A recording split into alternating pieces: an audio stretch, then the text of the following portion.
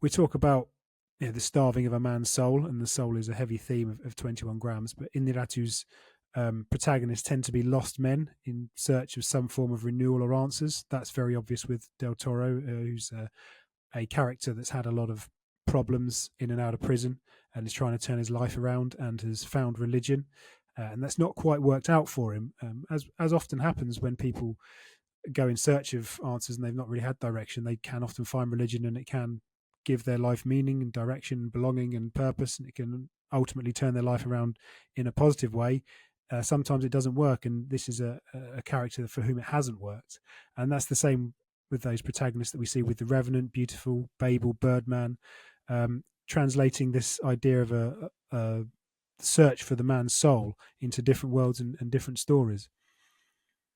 Yeah, and I think that's, for me, what really impresses me most about Iñárritu's work and his skill as a director and film and general filmmaker. I think it is that ability to create these consistent themes, this consistent idea of that lost man looking for renewal in such different arenas, referring to my comments about the transmutable states of life and death being driven by a primary character, and the characters are often male. And I think Iñárritu is a male filmmaker who makes personal films, so that makes sense.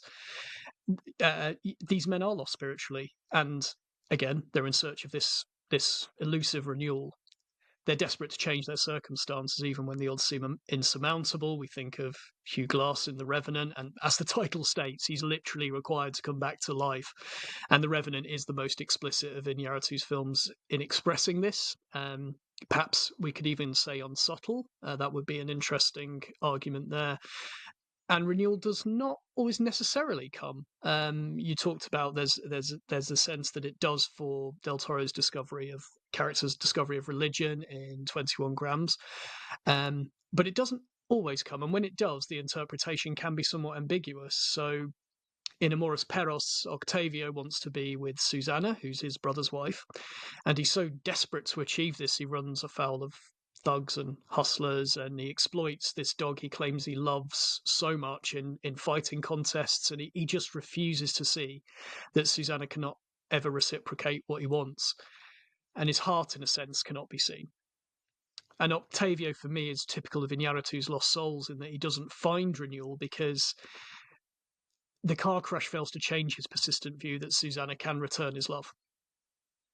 And we see this sort of when he's been injured and he's all messed up from the crash, and he's still trying to get her to go away on the bus. And there is a bit of that ambiguity there where he's waiting by the bus, and you think he still hasn't really learned Susana won't reciprocate his love. And he's sort of going away with a false sense of hope. So there is that little ambiguity creeping in there. And then further on in chapter 2 of Amores Perros, I think it is, Valeria loses her leg after she can't accept her modelling career is over, and her new partner Daniel, who's already abandoned his family for Valeria, is too weak to offer her realignment, and this sort of shows up both her despair and Daniel's inadequacy as a supportive partner. And maybe in Amores Perros, El Chivo in the final chapter is the outlier here, because again, don't want to get too much in spoiler territory, but after his dogs are butchered by Coffee the Rottweiler, who Octavio owned and was in these fighting contests, El Chivo decides against shooting Coffee, keeps him, and walks off into the open expanse of these plains outside a scrapyard. And he walks off into the open expanse with the Rottweiler, and he turns his back on his life as an assassin for hire, which is incredibly hopeful, but there is some ambiguity as to what he will do, what it means now in this new relationship with this dog he's got, with this dog that's been trained to be a killer, and we wonder where he might go next.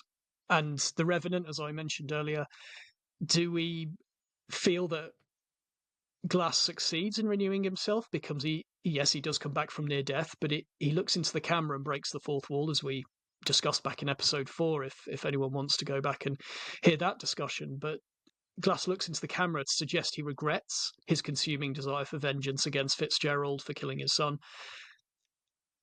If he had died, he'd be with his wife and son there, and wouldn't that have been his? That's ultimately what he would desire, what he really would like. Has he perhaps made a mistake by not just letting go and joining them? Yeah, he likes to tread that line between life and death, and obviously renewal. And in like in 21 grams, we have the three characters with Sean Penn, who's very much at death's door, and then he gets a renewal through the heart transplant. Del Toro's tried to be renewed in through his religion, but then suffers a major setback. And Naomi Watts' character obviously has a dark past that she's overcome, and she now has a happy life with a marriage and two girls, and then that gets reset, and she goes back to her old ways, and then she finds another sense of renewal. So it just constantly cycles on and on. And we said about 21 grams and A Modest Pedos and The Revenant being very, very bleak films. The Birdman, I would say, is not so much a bleak film, but again, that idea of renewal is relevant. It's about a Hollywood star, Michael Keaton's character, who's obviously is a bit postmodern because he's kind of channeling his Batman character, but he's obviously played this Birdman superhero, and his career's kind of taken a bit of a nosedive, and now he's trying to renew himself on the stage. So again, the theme comes right through, and that state of flow and changing of life and death and treading of those elements is something that he Iñárritu really looks into.